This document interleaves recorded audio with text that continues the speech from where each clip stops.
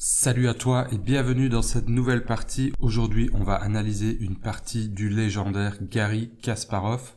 J'ai choisi une partie qu'il a disputée en 2002 dans un tournoi de semi-rapide. Donc c'est une partie qui a été jouée à la cadence de 25 minutes plus 10 secondes par coup. Elle a été disputée à Moscou, au Grand Prix FIDE de Moscou. Kasparov, qui régnait en maître sur le monde des échecs depuis 15 années, a perdu son titre en 2000 face à Vladimir Kramnik. Et depuis l'année 2001, il multiplie les victoires en tournoi, il est en fin de carrière. Et ici, il affronte le joueur français Joël Lautier, qui a quand même été champion du monde junior, et qui pendant très longtemps a eu un score positif face à Kasparov en partie classique. Kasparov a les blancs, il ouvre avec le coup E4, et son adversaire choisit le coup C5, la défense sicilienne. Cavalier F3, cavalier C6, D4, pion prend, cavalier prend, E5.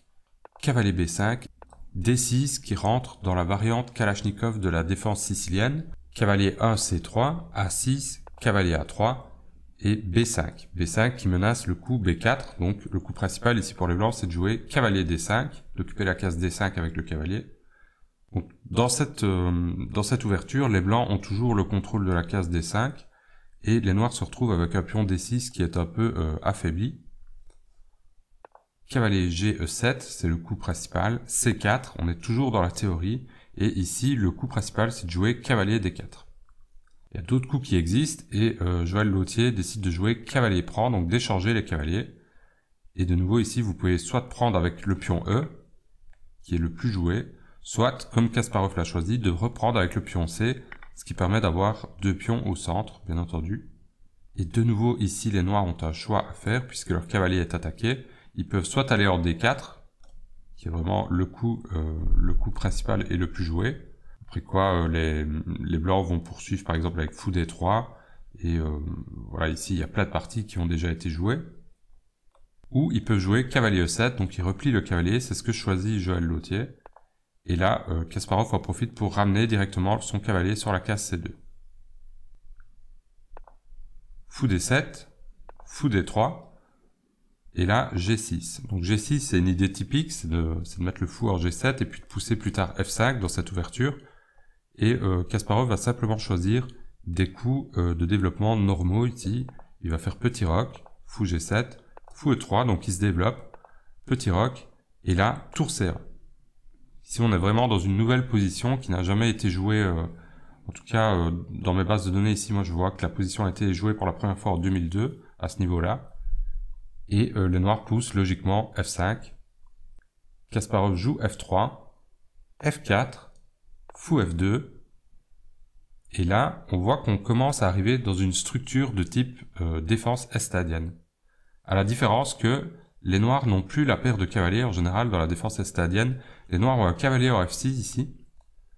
Et après le coup G5, en fait, le cavalier, si vous avez un cavalier en F6, il va vous aider à pousser le pion en G4. Donc c'est un peu une version améliorée pour les blancs de la défense estadienne, d'autant plus que dans la défense estadienne, les noirs n'ont pas cette faiblesse ici sur la case C6. Donc vous voyez que le pion D6 est faible, la case C6 c'est une case forte pour les blancs. Il y a aucun pion qui peut venir embêter une pièce qui se mettrait sur la case C6 pour les blancs. Et en fait, face à un joueur comme Kasparov qui est vraiment l'expert mondial de la défense estadienne, on peut se demander si les noirs n'ont pas un peu foiré leur ouverture ici ou ne se sont pas laissés un peu embobiner par l'ouverture de Kasparov. Kasparov continue avec le coup cavalier B4, donc il vient attaquer à l'aile dame, comme c'est toujours le cas dans la défense estadienne avec les blancs. Et vous voyez que le coup ici attaque le pion A6. Les noirs, bien entendu, ne peuvent jamais pousser le pion en A5, puisqu'alors le pion B5 deviendrait une faiblesse. Ça deviendrait une cible toute trouvée pour les blancs. Par exemple, on jouerait cavalier C6 dans cette position. Et si vous prenez, il y a pion prend, fou bouge, et après on va simplement capturer le pion ici. On va avoir des pions passés à l'aile dame. C'est vraiment une partie très confortable ici pour les blancs.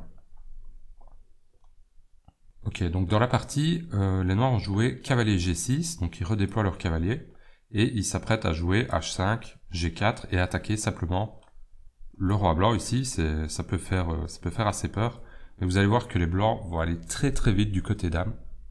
Kasparov joue fou E2, qui vient ramener du contrôle ici sur la case G4. H5, comme attendu. Roi H1, un petit coup prophylactique ici pour mettre le roi à l'abri.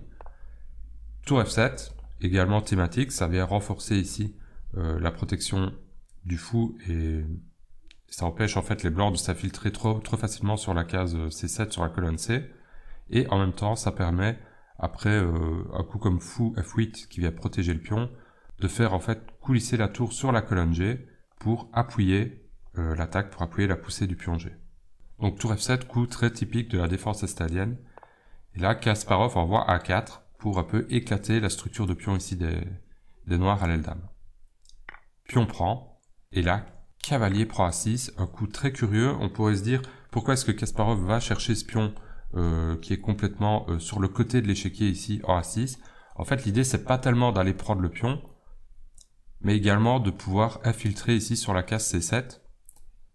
Je vous montre un exemple. Si les noirs poussent G4, on va jouer cavalier C7, attaque la tour. Et si par exemple vous répondez tour C8, eh bien, les blancs parviennent à leur fin, puisqu'en général, quand le cavalier parvient sur la case D6 ici, vous voyez qu'on attaque la dame, on attaque le fou noir.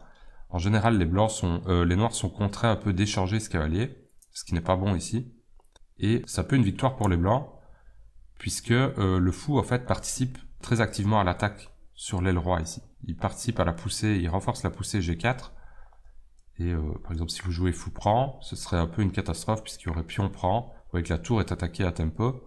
La tour bouge ici en F6. Alors on jouerait simplement, on pourrait prendre ici en G4.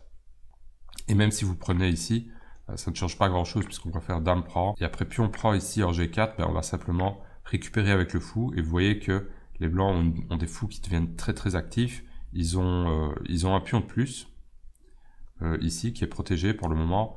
Et il y a aussi des faiblesses sur les cases blanches ici pour les noirs.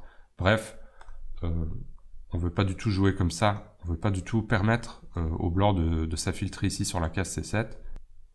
Les noirs jouent cavalier F8 dans cette position. Et là, je vous propose de mettre la vidéo sur pause pour essayer de trouver le coup incroyable que Kasparov a trouvé dans cette position. Alors voilà. Ici, Kasparov a joué un coup en fait que les amateurs d'échecs vont pas spécialement considérer. Enfin, moi, je n'avais jamais vu cette idée-là. Je pense qu'un maître ou un grand maître va directement voir ce coup, ou en tout cas va directement le calculer, contrairement à nous. Et en fait, ici, si vous jouez cavalier C7 déjà, ce qu'il faut voir, c'est que les noirs vont jouer tour B8 et vont contre-attaquer ici sur le pion B8. Donc il n'y a pas vraiment de gros problèmes. Et si vous allez sur la case ici, ben maintenant c'est différent puisqu'il y a le cavalier qui est là pour éventuellement prendre. Et après pion prend, fou prend E6, les noirs ont une bonne position. Les noirs sont plus coquets, ils ont égalisé, puisque le fou contrôle la diagonale. Il n'y a plus de problème, il n'y a plus de fou C4 qui peuvent arriver. Et même si les blancs prennent le pion là, je pense que les noirs vont simplement se venger sur le pion B2 et attaquer ici. Sans compter que l'attaque n'est pas terminée sur l'aile roi des blancs. Et la tour en B2 va aider à restreindre les possibilités de défense des blancs. Donc bonne position pour les noirs.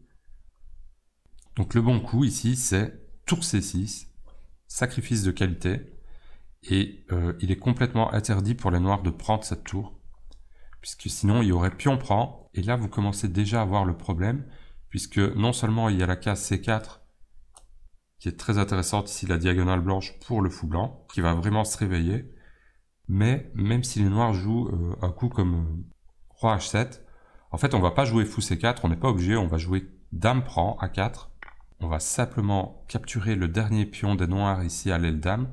Et en fait, maintenant, vous voyez que le pion B, en deux coups, va venir ici en B5. On va avoir des pions passés liés qui sont très forts et qui sont soutenus par toutes les pièces blanches.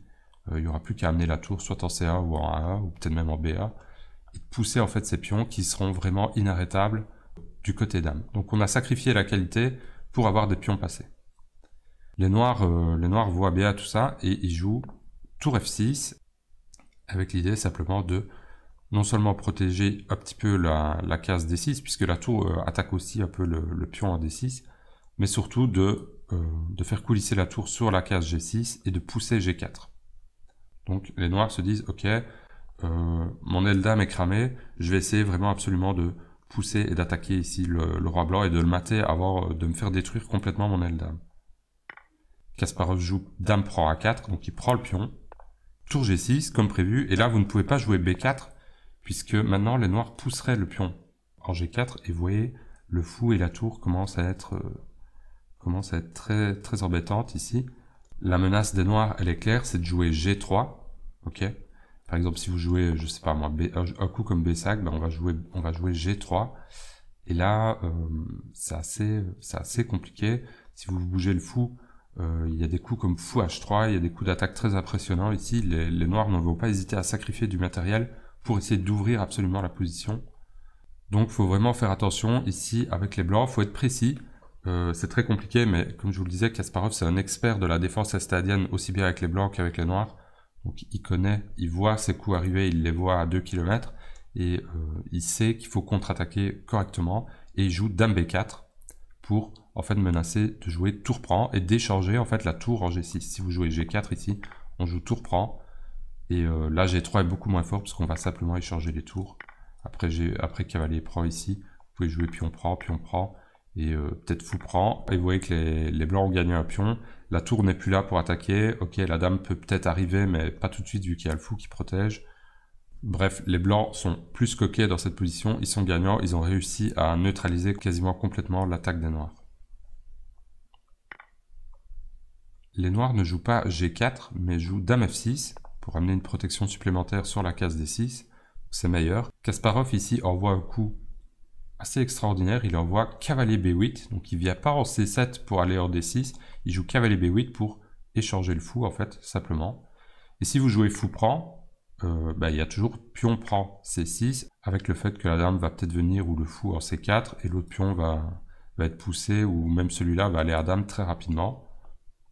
Donc fou prend ne marche toujours pas, le cavalier menace le fou, donc tour prend cavalier, les noirs sacrifient la qualité pour essayer de défendre. Vous voyez que l'ordinateur dit que c'est une gaffe. Moi, je pense pas tout à fait que c'est une gaffe. En fait, il n'y a pas vraiment de super coup dans la position. Peut-être qu'il fallait essayer G4 ici, mais les blancs vont de toute façon prendre ce fou, ça c'est clair. Et après cavalier prend, il y a dame B7 qui infiltre quand même salement le corps des noirs. Ici, il n'y a pas grand chose, il n'y a pas beaucoup de coups pour les noirs. Peut-être tour D8 qu'il faut jouer, mais ça reste une position qui est très très difficile à tenir. Peut-être que c'était le meilleur. Quoi qu'il en soit, tour prend, dame prend tour, G4. Donc G4, les noirs attaquent. Le message des noirs, c'est clairement ceci. Ok, je sais que je suis perdant, mais il va falloir que tu survives à cette attaque face à mes pièces ici qui vont ouvrir la position. Ton roi blanc est quand même en danger. Tour C7, donc on attaque de nouveau le fou. La menace ici, c'est de jouer tour prend fou, vu que le cavalier est cloué sur le roi. Pion prend. Fou prend, via défendre la case G2. Fou G4, avec l'espoir de se faire échanger ici le fou, ce qui donnerait encore quelques possibilités d'attaque pour les noirs, même si les blancs sont toujours gagnants dans cette position. Et là, Kasparov choisit un coup silencieux, mais très fort, très contraignant. Il joue Dame 8. On voit pas trop l'idée immédiatement. En fait, il y a plusieurs idées. Il y a l'idée que si la dame noire ici s'éloigne pour participer à l'attaque, on a Dame F7 échec, ou même Dame prend tour parfois. Si la tour bouge également, on a Dame F7, Dame G7 mat.